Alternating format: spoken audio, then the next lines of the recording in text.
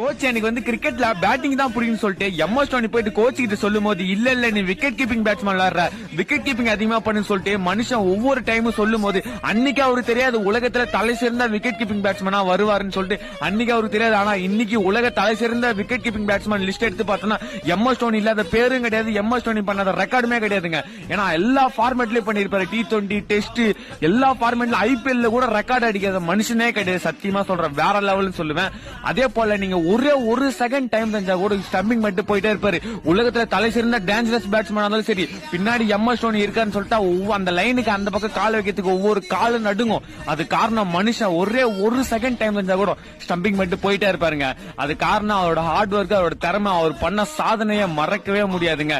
அவர் அவ்வளவு ஃபாஸ்டா வர பால கையில வாங்கிட்டு ஒரு எக்ஸ்பிரஷன் கொடுப்பாரு பாருங்க, ரெண்டு காலோடு சொல்லிட்டு எகிருவார் தெரியுமா. அதெல்லாம் ரொம்ப என்ஜாய் பண்ணுவேன். உங்களுக்கு அந்த மொமெண்ட் பிடிக்குன்னா மறக்காம ரெட் கார்டை கமெண்ட் பண்ணு.